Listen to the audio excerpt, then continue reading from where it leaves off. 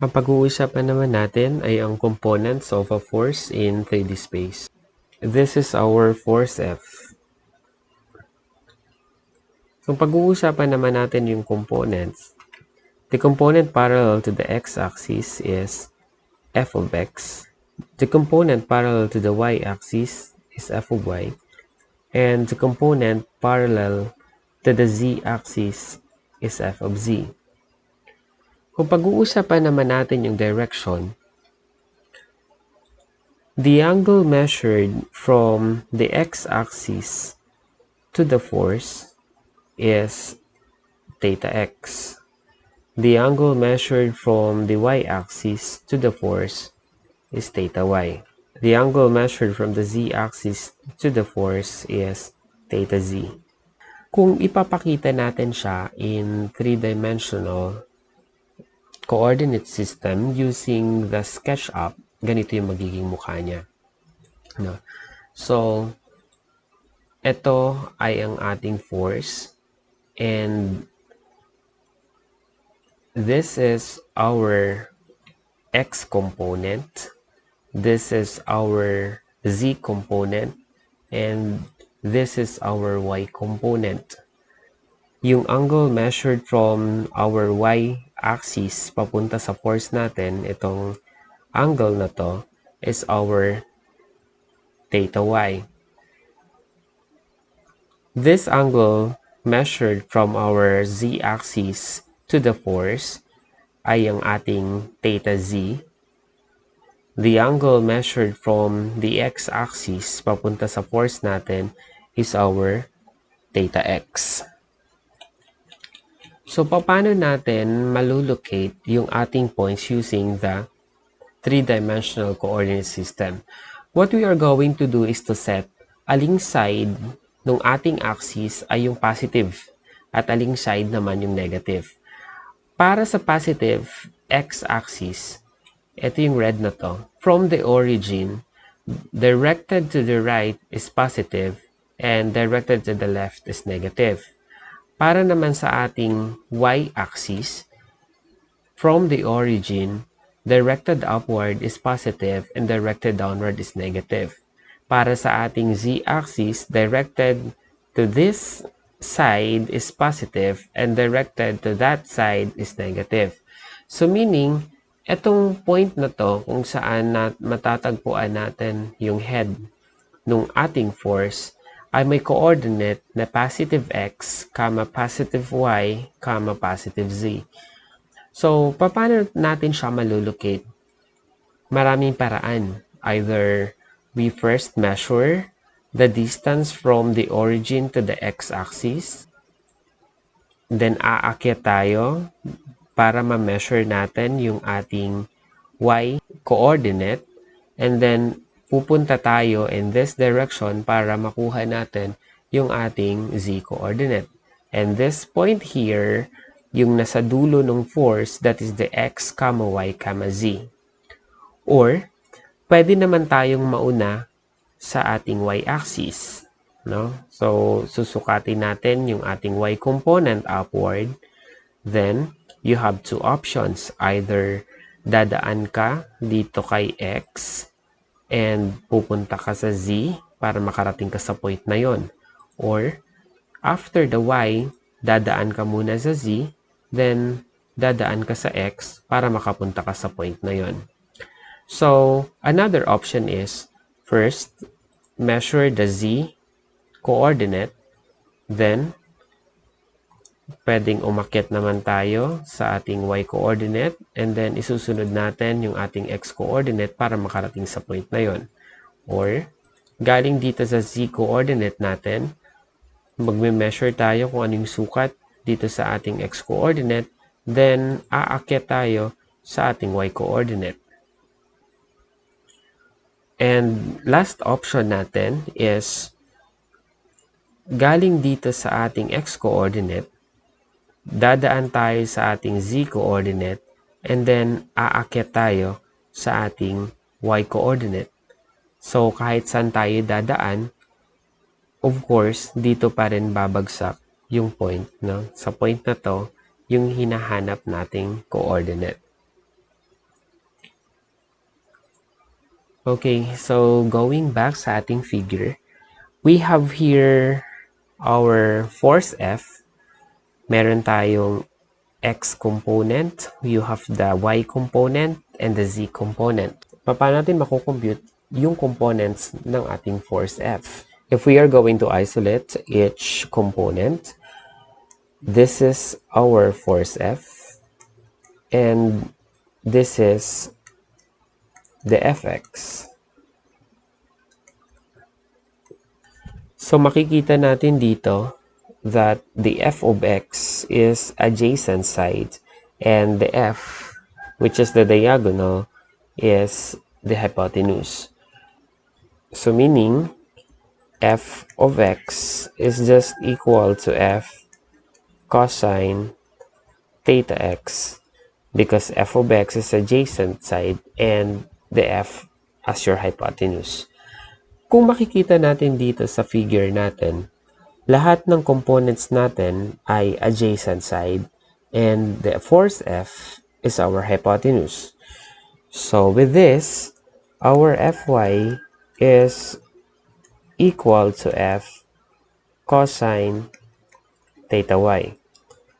Our Fz is equal to F cosine theta z. How about the direction cosines? So from this, we have our cosine theta x that is equal to fx over f. From this, our cosine theta y is just equal to fy over f. And from this, our cosine theta z is just equal to fz over f. Paano naman yung magnitude ng force F?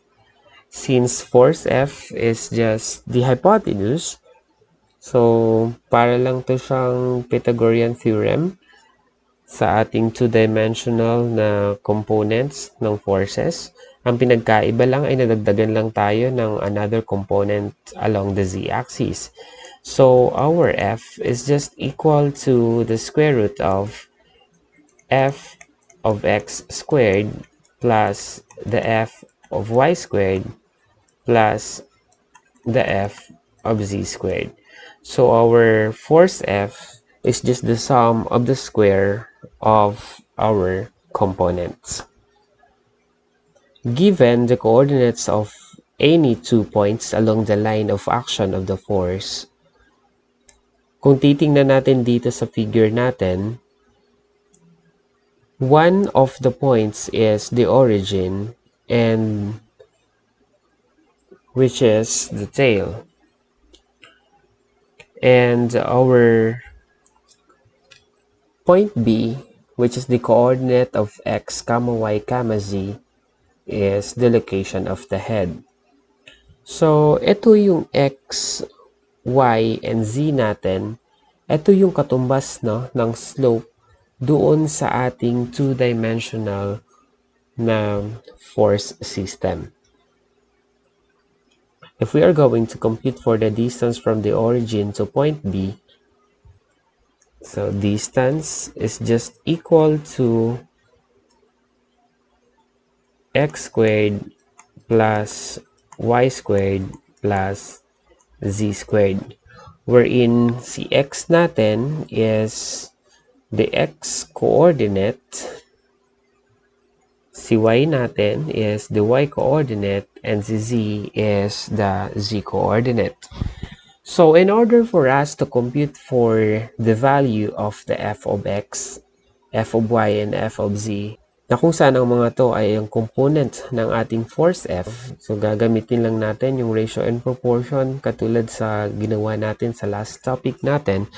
So meaning the value of the x component is just equal to F multiplied by distance x over the diagonal. And our Fy is just equal to F multiplied by x over the diagonal. Our fz is just equal to f multiplied by z over the diagonal. Let us solve this problem. The resultant of the concurrent force has a magnitude of 1000 kilonewton and acts through the origin and points x is equal to 2, y is equal to 3, and z is equal to 4. Solve for the x component, y component, and z component of a force F. If F is equal to 1000 kilonewton, find the direction theta x, theta y, and theta z of the force F. So from this, binigay yung point no, na 2, 3, 4. The first thing that we are going to do is to locate the 2, 3, 4. So lalagay muna natin. Ayan. For the three-dimensional coordinate system, this is our x-axis, this is our y-axis, and this is our z-axis. So towards this direction is positive x, towards this direction is positive y, and this direction is positive z. Para malocate natin yung point natin na 2, 3, 4, so we will measure 2 units along the x-axis. Ito yun. And for the y, that is 3 units along the y-axis. So 1, 2, 3. Ang gagawin natin ay gagawa tayo ng line parallel kay x-axis and another line parallel to the y-axis. Then let's measure 4 units papunta sa positive z-axis. 1, 2, 3, 4. So if this is 4, gagawa naman tayo ng line parallel to the x-axis. And we have a line papunta dito parallel to the z-axis. And gagawa tayo ng another line parallel to the y-axis. And from here, parallel to the y-axis. And from here, parallel to the z-axis, parallel to the z-axis, and to end parallel to the x-axis. So, ang goal natin dito ay makagawa tayo ng isang rectangular parallelepiped, no?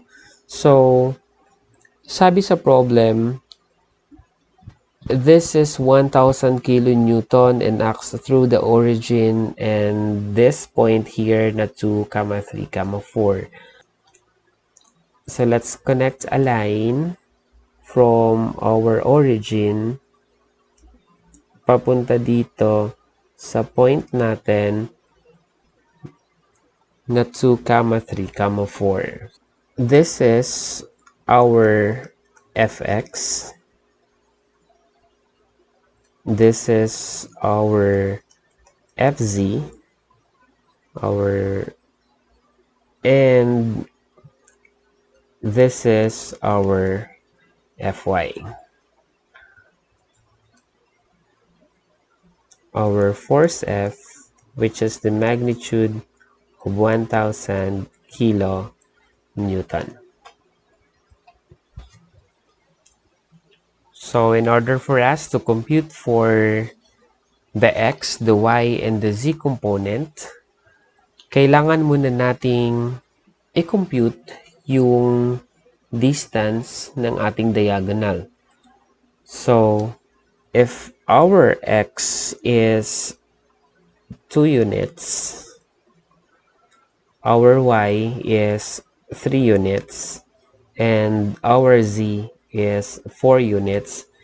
Yung distance from the origin up to this point, 2, 3, 4, is your diagonal. So this is your x, this is your y, and this is your z. In order for us to compute for the diagonal, our diagonal is just equal to the square root of x squared plus y squared plus z squared. So diagonal is equal to x, so that's 2 squared. Our y is 3 squared, and our z is equal to 4, so this is 4 squared. And this would give us the diagonal, which is equal to 5.39 units. So for the x component, fx, this is equal to f multiplied by x over the diagonal. So fx is equal to 1000 kilonewton multiplied by x, that's 2, over the diagonal 5.39. So this would give us the value of fx, which is equal to 371.06 kilonewton.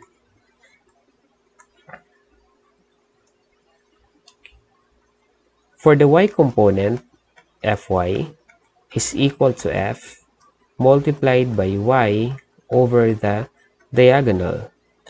Our fy is equal to 1000 kilonewton multiplied by the y distance, that's 3, over the diagonal, which is 5.39. And our fy is equal to 556.59 kilonewton.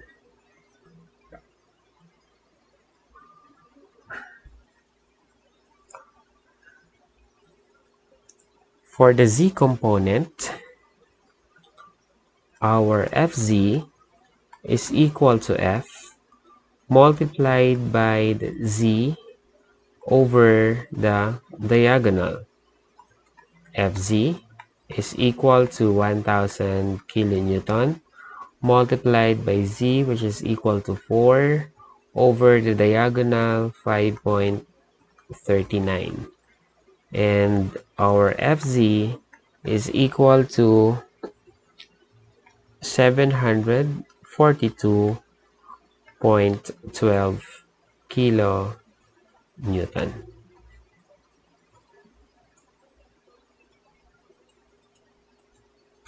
So in order for us to compute for the direction, from the idea of the direction cosines, we have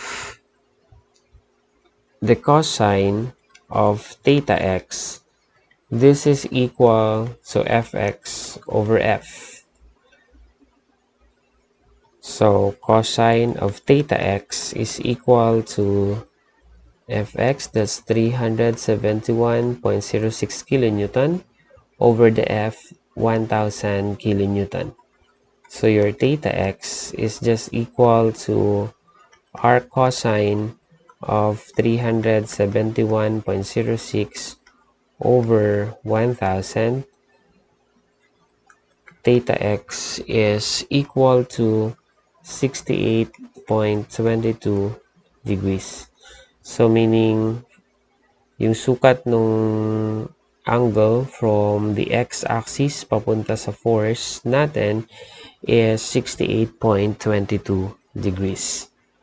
For the y component, cosine of theta y, this is equal to fy over f. Cosine theta y is equal to 556.59 kilonewton over the force 1000 kilonewton. So your theta y is just equal to our cosine of 556.59 over 1000. So this would give us theta y equal to 56.18 degrees.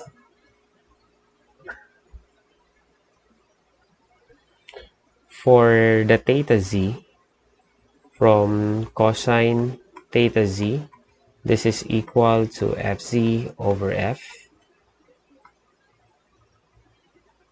Cosine of theta z is equal to fz, that is 742.12 kilonewton over 1000 kilonewton. So theta z is equal to arc cosine of 742.12 over 1000 kilonewton. And this would give us theta z equal to 42.09 degrees.